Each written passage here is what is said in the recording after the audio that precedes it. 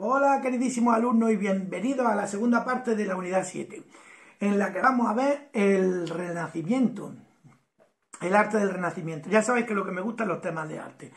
La pregunta que surge aquí, que nos hace el libro, es que sea una ruptura con el pasado, o una ruptura, o un retorno al pasado. Bueno, pues eso lo veréis vosotros, lo juzgaréis vosotros.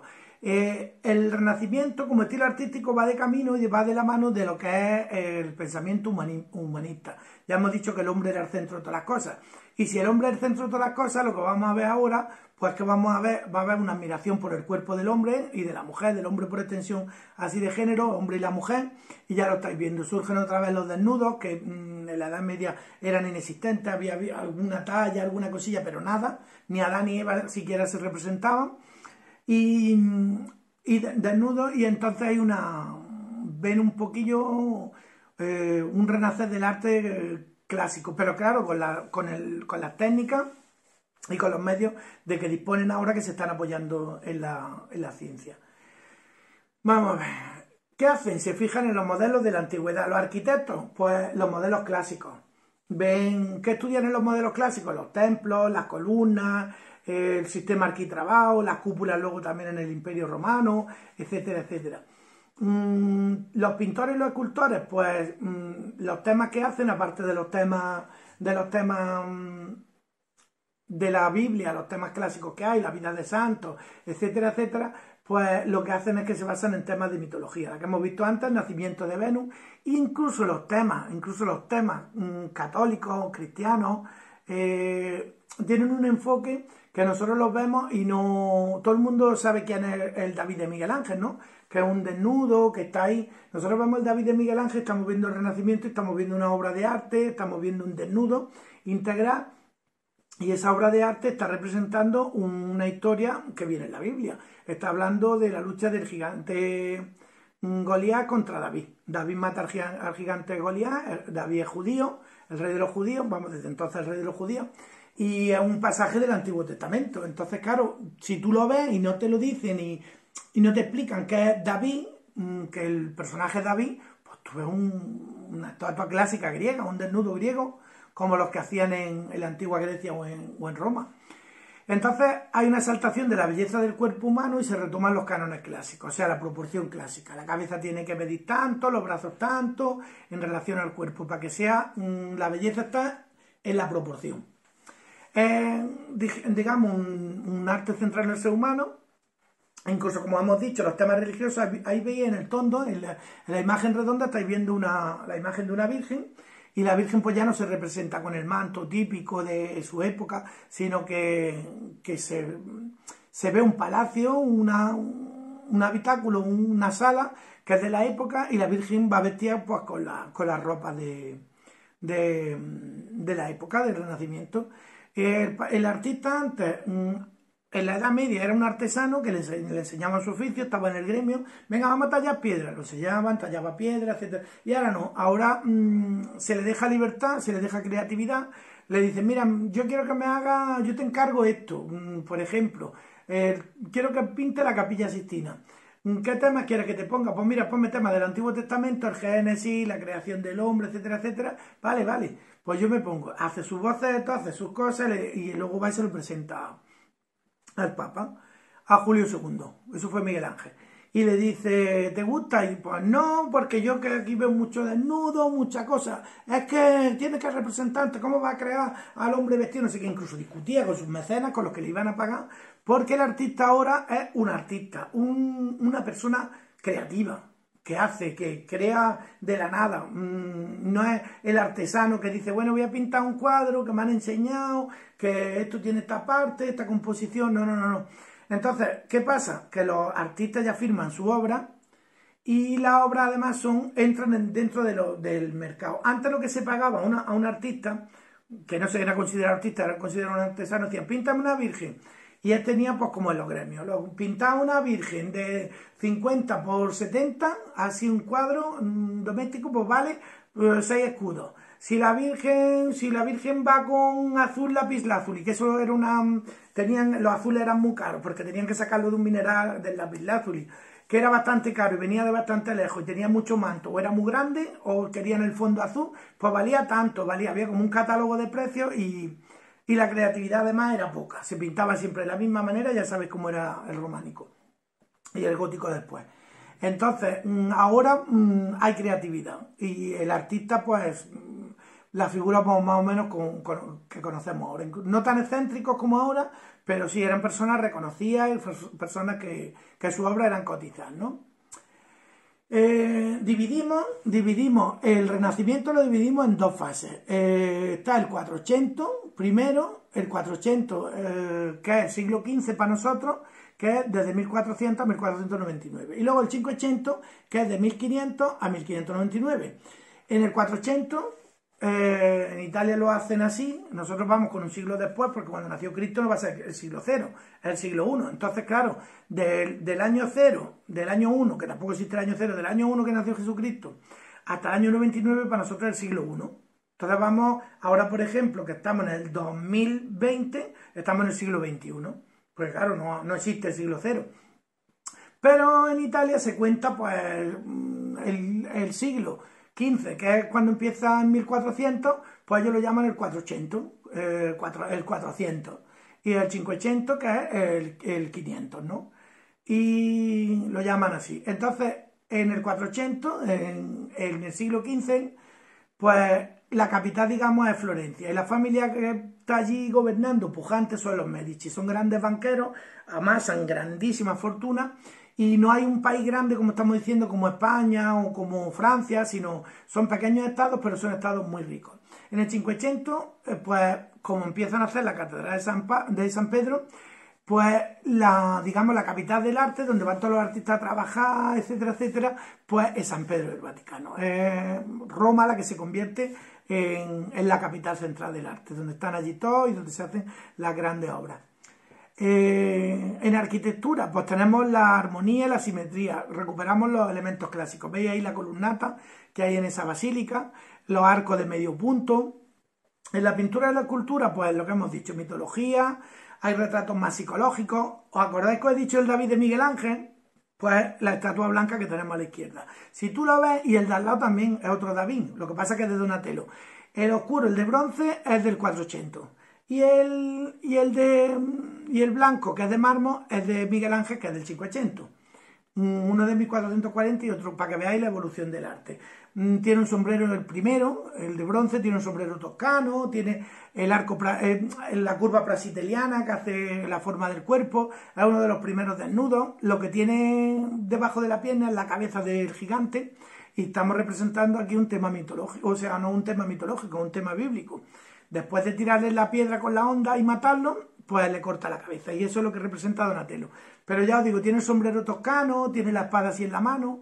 Y bueno, es como una especie de híbrido, mezcla, no se ve tan clásico como se puede ver Miguel Ángel. Miguel Ángel, en cambio, lo vemos y es una escultura clásica totalmente. Podría ser una escultura romana perfectamente. Y en cambio lo que está representando es un pasaje bíblico. ¿Qué es lo que tiene Miguel Ángel en la mano? La honda. ¿Cómo mata? Oh, Miguel Ángel, David, perdóname. ¿Cómo mata David a Goliat, al gigante, que está atemorizando los rebaños, roba las ovejas, etcétera, etcétera? Pues lo mata de una pedra, con una honda. No sé si sabéis una honda. Este instrumento que se hace así, empiezan a darle vueltas y luego lanza la piedra, pues eso. Entonces, lo que hace Miguel Ángel es representarlo antes de tirarle la piedra. En la mano tiene la piedra y lo que tiene en el hombro, que está sujetando con la mano, es la honda con la que le va a lanzar la piedra y lo va a tirar por el suelo. Una vez que está tirando el suelo, le corta la cabeza y esa es la historia bíblica. Entonces lo nombran rey, primer rey judío, el rey David, y ya os digo, lo veis y es una representación totalmente clásica. Me estoy enrollando mucho porque ya sabéis lo que me gusta el arte. Los escultores que buscan la proporcionalidad y la armonía. En el 400 hay proporción y equilibrio, pero en el 500 también se revelan ya emociones y sentimientos. De hecho, si veis el David de Miguel Ángel de cerca, hay una expresión así con la cejas como diciendo te voy a pegar una pedra que te voy a arrancar la cabeza. Se expresan ya los sentimientos, no son como en el 400 que lo que hay es proporción, equilibrio, la cabeza mide tanto, los brazos tanto, la curva plaxiteliana, un pie se inclina para que la cadera tenga un poco de juego y haga curva, representamos la anatomía, aparte de representar mucho mejor la anatomía que representan hasta las venas de la mano o de los pies o de los brazos, aparte de representar mejor representan también las emociones y los sentimientos. De hecho, en Miguel Ángel, esas expresiones que tenía, que vemos en el David, en el Moisés, le llaman en Italia la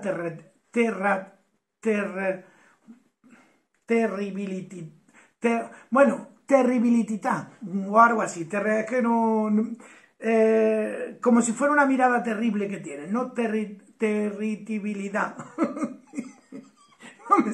No me sale ahora la expresión, pero imaginarse que es el atributo de terrible, ¿no? En español sería, no sé cómo sería terribilidad y en italiano, no sé, no lo sé. Lo terrible, ¿no? Entonces en italiano se llama terribilidad. No sé si dejarlo esto para una toma falsa, porque esto parece de cachondeo. Bueno, pues que tiene una mirada terrible, ¿no? Entonces es una expresión terrible, se llama así. ¿Qué pasa? Que en esta época lo que hacen también es inventar la perspectiva lineal. ¿Qué es la perspectiva lineal? Pues la perspectiva lineal no es ni más ni menos, como dirían los chichos, que buscar un punto de fuga en el fondo, y lo hacían incluso con instrumentos y con cosillas así, ¿no? Tú tienes que ver que las cosas se van alejando, pero se ven más chicas a lo lejos, pero todo eso tiene una proporción y tiene unas líneas. Entonces, ¿cómo consiguen estas líneas? Pues este que veis aquí, el que hemos visto, trazan unas líneas diagonales. En este caso, el punto de fuga es inverso, el punto de fuga lo tenemos nosotros, y lo que hace es que se va abriendo, y en esos dos laterales que se abren, ya sabemos cómo tenemos que pintar o cómo tenemos que dibujar lo otro. No sé si me entendéis. El punto de fuga, aquí habría dos puntos de fuga, este, y el punto nuestro, que sería el punto central. Entonces lo que se hace es abrirse, y normalmente también se hace al contrario. ¿Cómo se hace? En este, por ejemplo, pues ya veis que lo están marcando las baldosas, lo están marcando todo. El punto de fuga es el punto central de esta puerta. Entonces, para conseguir la perspectiva, lo que hacen es que todas las líneas convergen en ese punto, y va todo es paralelo, y todo converge en el punto ese. Todo se va haciendo cada vez más pequeño hasta ese punto. ¿Ya veis, por ejemplo, las líneas del suelo? Pues todo eso ayuda a que tú tengas una percepción, porque esto es un cuadro, son dos planos. Todo eso ayuda a que tú tengas una percepción de aquello. En este cuadro también se utiliza mucho menos, hay otro sistema, pero veis que los personajes del fondo son más pequeños, entonces se ven con un poquito menos de detalle. Luego están los edificios, que siguen teniendo bastante detalle, y los árboles, que tienen también. Pero al fondo veis que los tonos son azulados. Eso pasa también por el efecto que produce la propia atmósfera. Nosotros cuando vemos las montañas a lo lejos, si están muy lejanas, las vemos también. Entonces se van al fondo, se van poniendo tonos fríos, a no ser que sea un atardecer, y con eso vamos a la perspectiva aérea. En la perspectiva aérea que se da en el 500 hay más realismo, porque digamos que se pinta el aire. ¿Quién fue el inventor de este? Pues fue Miguel Ángel, fue el esfumato. Hay... lo que hace es que para dar volumen abunda más los claroscuros, o sea, pinta varios tonos donde incide más la luz, donde incide mucho menos la luz, y donde hay sombra, por ejemplo, donde está debajo de la manga, pues lo que hace es que difumina los contornos, porque ahí no es que esté solo más oscuro. El manto, lo veis que está por arriba, ese manto rojo que lleva la Virgen, que parece un fajín, le está dando la luz como desde arriba, ¿lo veis? Y entonces ahí se ve anaranjado, casi blanco. Y luego por la parte de abajo se ve más oscuro. Eso es un efecto del claro oscuro totalmente natural. Se ve un poquito más, se ve más claro donde más le da la luz. Pero lo que hace que también difumina los contornos donde está la manga. No se ve claramente dónde acaba una tela y dónde empieza otra. Y en los fondos, pues lo que hace, pues lo que estamos diciendo, pinta el aire directamente, hace los tonos brumosos, ahí también difumina un poquillo, por eso el esfumato, que es difuminado, lo que hace es difuminar un poco los contornos. Cuanto más cerca, más la línea, que separa una cosa y la otra es más precisa. Cuanto más lejos, pues más imprecisa. Entonces, pues hace como un efecto óptico que es propio del ojo humano. Se apoyan en la ciencia para representar el arte y entonces pues gana mucho, gana mucho. ¿Cómo se expande el Renacimiento? Pues en Italia, tras la Reforma, hay una época bastante austera, pero tenemos la suerte de que hay algunos artistas como Durero que introducen la estética. Y la suerte también que tenemos en esta época es que hay hay un ascenso de la burguesía. Entonces la burguesía pues encarga obras. No son grandes obras religiosas, pero sí que tenemos aquí que hemos dicho que había un foco en el 400 en Florencia y luego en el 500 en Roma. Esto se expande al norte, hacia la zona de Alemania y los Países Bajos, aquí, a Francia, y luego aquí en Alcalá de Henares, que es un centro de un humanista en España, un centro humanista porque se crea la universidad y se va difundiendo a través de aquí.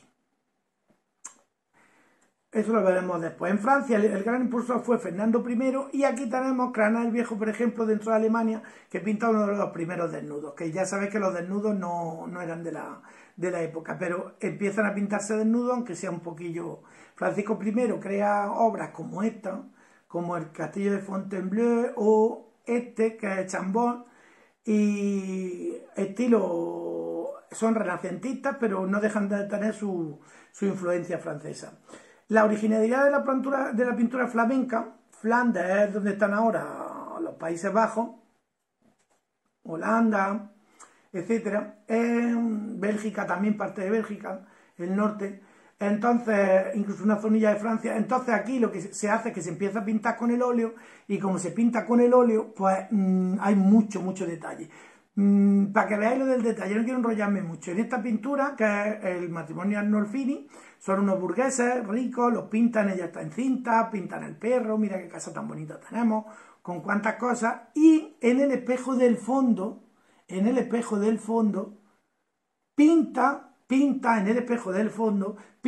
al matrimonio de espaldas y pinta lo que se supone que habría delante. Fijarse hasta dónde llega el detalle. Y luego en el cuadro están las estaciones de penitencia de Jesús. Está aquí con la cruz, crucificado, el Calvario, etcétera, etcétera. Fijarse hasta dónde llega. Este espejo es este que está aquí en el fondo. En lo que he hecho yo es una ampliación extrema. Se ven el matrimonio de... Este detalle y este realismo es propio de la escuela flamenca.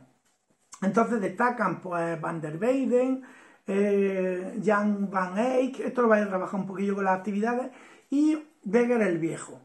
Eso es la pintura del Renacimiento. Luego el Renacimiento en España, la gran figura que tenemos es el Greco.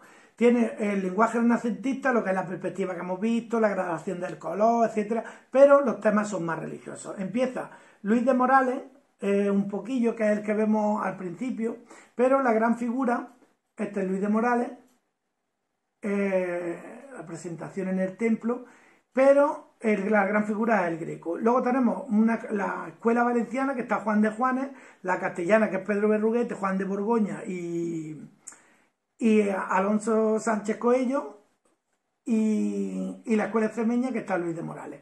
Pero ya os digo, la gran figura es el Greco. Aquí tenéis el entierro del conde del señor de Orgán, y vamos a ver un poquillo el Renacimiento en España, que es un poco particular. Al principio la arquitectura en España se llama plateresco. ¿Por qué? Porque se hacían tanto relieve y tanta cosa que parecía un trabajo de plata. Una fachada que estaba llena de columnas, hojas en las columnas, trepando por ellas, etcétera, con muchos detalles, parecía un repujado propio de la plata.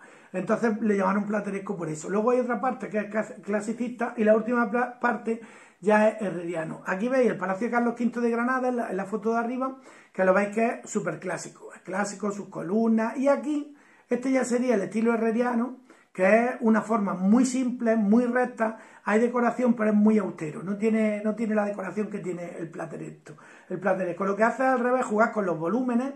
Lo veis que va a la perspectiva así del edificio, un patio muy alargado, las dos torres, justo entre medio de las dos torres está el frontón elevado, con una ventana en medio que van a juego con las dos ventanas que están en los campanarios, en las torres, etcétera. Y con las de abajo también, arco de medio punto, en cambio las laterales son todas cuadradas y el cuerpo, sobre el cuerpo central son cuadradas también.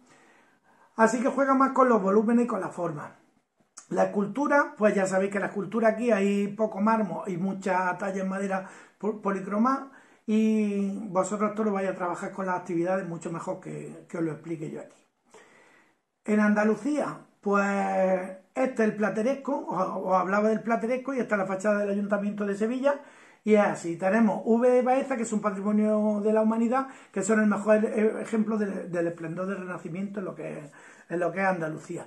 Vais a trabajarlo esto con las actividades mejor, y aquí tenéis algunos ejemplos. Arriba está la Capilla del Salvador de Úbeda, que lo veis, que empezó estilo plateresco y al final la parte de arriba, por circunstancias, se tuvo que dejar un poco más lisa. Y aquí tenéis en la parte de abajo el Palacio de Jabarquinto, que está en Baeza.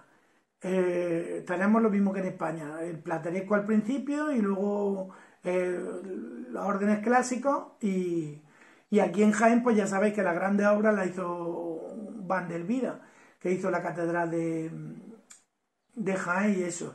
En el Renacimiento se hacen la catedral de Granada, la de Málaga, la de Guadix y la de Jaén. Y también se hacen pues, la mayoría de las grandes obras de V de Baeza. Tenemos aquí lo que hemos dicho, lo que hay en mármol es prácticamente los sepulcros y las tallas polícromas. Pero ya os digo, esto lo vais a hacer vosotros con las actividades mejor que nada. Bueno, aquí lo dejamos.